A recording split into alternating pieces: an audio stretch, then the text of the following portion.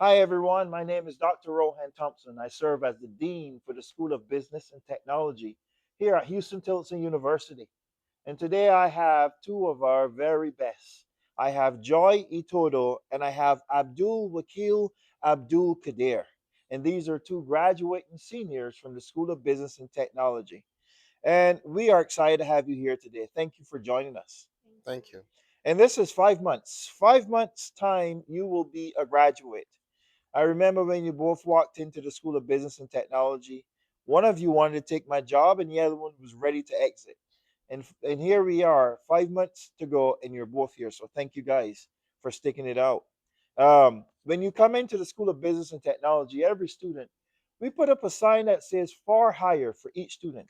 And today we're excited to say we are taking down those signs from these two because you guys have landed excellent jobs. So congratulations. Thank you. And today we're going to just go through some conversation with them to learn a little bit more about these wonderful young lady and wonderful young gentlemen. So let me start it light. I'll start it light. If you had to describe your college career using only a movie or a book title, what would it be?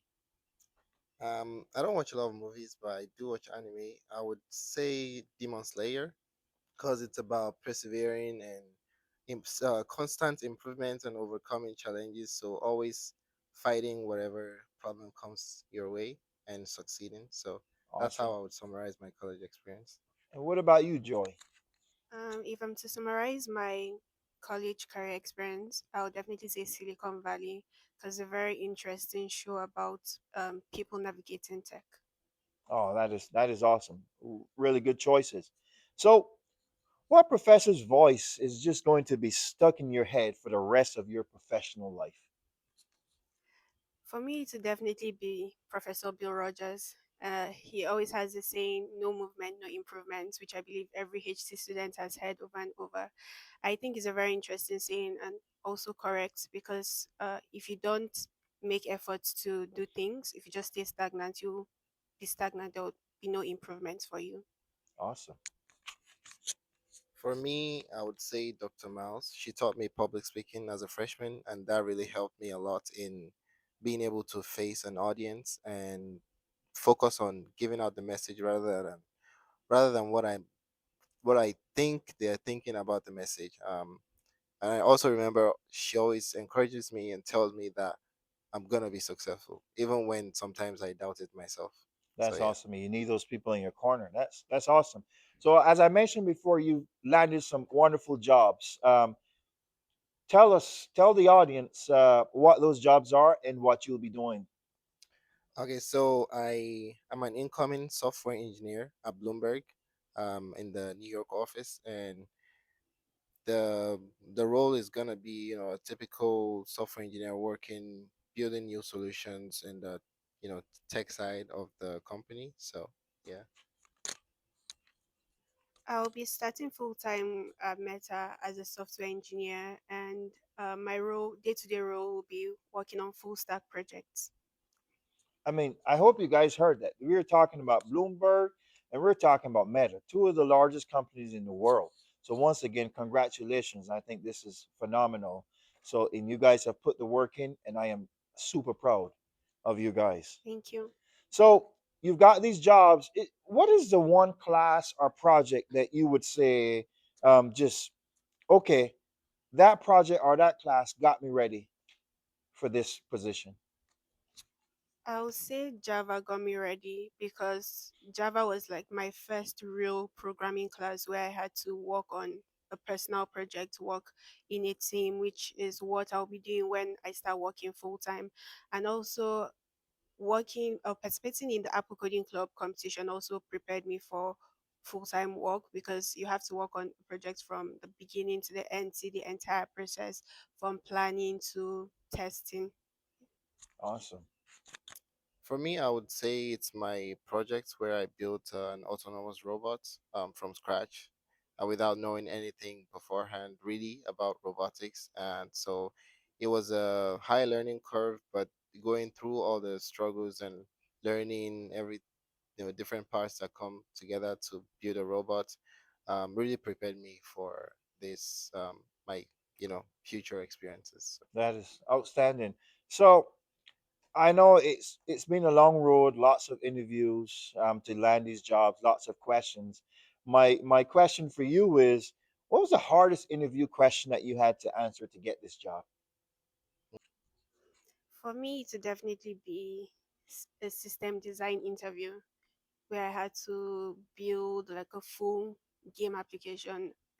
And I didn't even know, I had never seen the game before. I had no idea what the game was about, and I had to build it during the interview there and there. Wow, wow, Okay. For me, I would say the hardest interview question was designing a currency conversion system. It was a tricky question because the initial way I thought of solving the problem wouldn't work and it would be inefficient. So I had to, consider a lot of ways to try to solve the problem. Ended up using a graph algorithm to solve the problem, but that was a ch- challenging question. Yeah. I imagine those sound like challenging interview questions. So for the freshmen that are have been in your seats, that right now they're feeling overwhelmed. What's the cheat code you would tell them for success to get to where you're at? Networking is very important. Getting to meet people and share ideas and discuss problems and just coming together, thinking of ways to solve problems and building a team, building your own core team that you stay together and keep on improving each other. And yeah, that's all you need to be That successful. is awesome, especially in a time of social media. Yeah. I'll say it doesn't end in class. I think it's important that after you learn something in class, you also go back to your comfort area or wherever you stay and then keep practicing or try to learn things or go ahead of what you're being taught. And also, like Abdul said, having a good network, building your community. Uh, you should have people who have the same goals as you. So when there's an opportunity, you can share with them, and if they also have an opportunity, they can share with you. Oh, outstanding. That is awesome. Oh, let me just ask a little bit more questions, a little bit more relaxed questions. Um, you know, as I said before, you probably had a lot of late nights, a lot of homework, a lot of assignments because you both did well in your studies. So, what was that official drink or snack that fueled your degree that you just kept eating or kept drinking during your time? um what is it called? Nature Valleys, oat and honey, like the bar. It's really good. And when I'm reading, when I'm studying, I just take. Yeah, for me, I would say coffee. It's pretty a popular drink.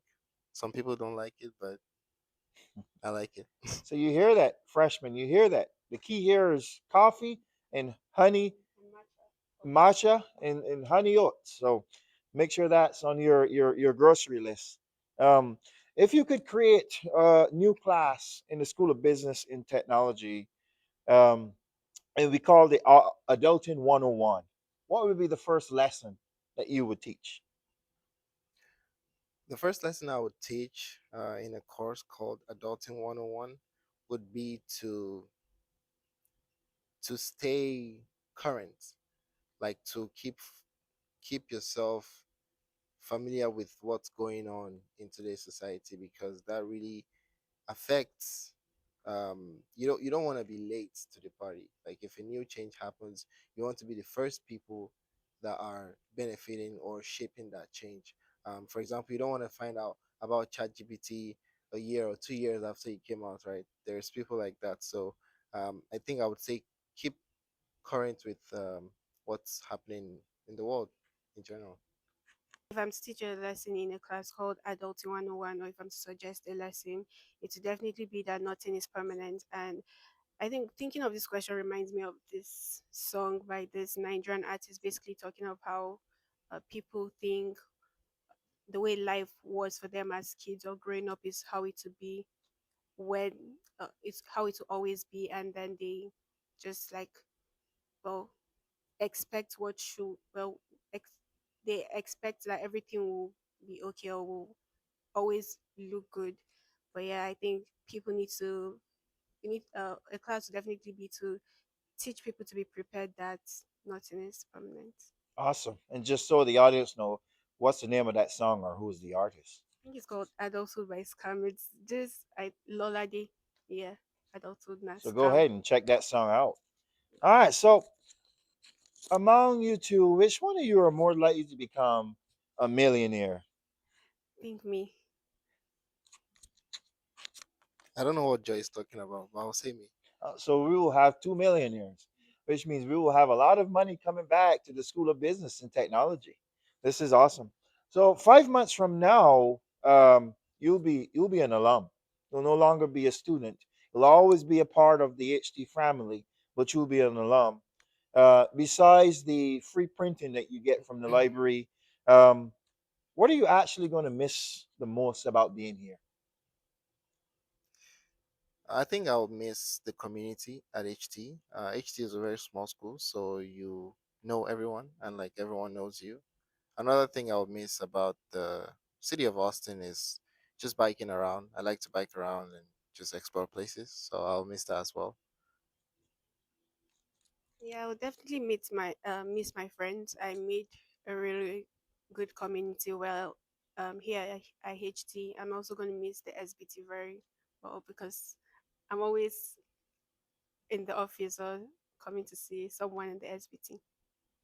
That's awesome. So, ladies and gentlemen, you heard it from Joy and you heard it from Abdul. Two of our best that we have landed great jobs. One moving to New York for Bloomberg, the other one you moving to San Francisco to be on Meta. This has been awesome, and there's hope. This is encouragement to all the students that are coming up that anything is possible, even from this little school that we have here, because we're doing big things.